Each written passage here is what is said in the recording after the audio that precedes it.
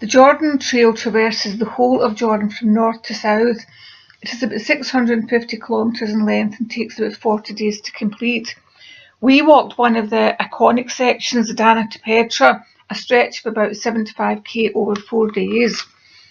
Since doing this section would have involved carrying tents, sleeping stuff, food, cooking equipment, etc., we decided to use the support service offered by the Jordan Tourist Board, and we also used a guide for days 2 and 3. We were therefore met by a lovely man and his children who relieved us of our suitcase filled with our spare clothing, etc. We then started the walk, which involved starting from Dana, a 500-year-old village, at 1,240 metres down to the bottom of Wadi Dana to Fain Eco Lodge, where we spent the night. Fain Eco Lodge is it's an eco lodge. It's lit by candles and solar power, etc. And it was a really lovely place to stay. We had met our guide on the previous night, but he arrived bright and early to begin the walk. It was just, to me, it was an incredible walk through narrow gullies, quite scrambly in places, and I really enjoyed it. It's not the route of the traditional Jordan Trail, but I thought it was much more interesting and exciting a walk, so I was thoroughly impressed with that. We would not have been able to do it if we had not had a guide, because there isn't a map to the area, and basically the map is in his head. This second day involved about 20k, I think, and we ended it at, well, what our guide described as a campsite. It was actually not a campsite, it was just an area of ground where the aide, the guy who had organised the trip for us, turned up with tent, sleeping bags, cooking equipment, food, just everything that you could possibly want for an overnight stay, apart of course from wine or beer, because it's a Muslim country and they don't think about that.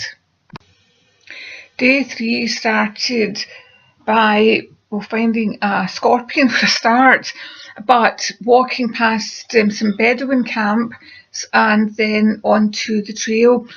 This trail was much more of the traditional Jordan Trail, the one that's mapped out in the maps if you get them from the tourist board, and involved reasonably clear paths. But again, unless you had a very detailed map, it would have been hard for you to know exactly which path you were supposed to be on at any given point in time. Today's walk was a really long walk, involved 27 kilometres. By the end of it, I was absolutely shattered. Although it wasn't as exciting and challenging terrain-wise as the previous day, it was a really interesting walk because we were actually going through some fantastic scenery and differences of view, and we were also passing a lots of Bedouin camps. Our final destination for the day was Little Petra, where we said goodbye to our guide, and also where we spent the night at Seven Wonders Bedouin Camp, which isn't really a Bedouin camp as Bedouins go, but it's for tourists. The following day we get up and we had a look around Little Petra, and I've put that a Little Petra in a separate video, and then we began the walk. That was, again, a really interesting walk, but very clearly defined, so it was possible to walk it on your own.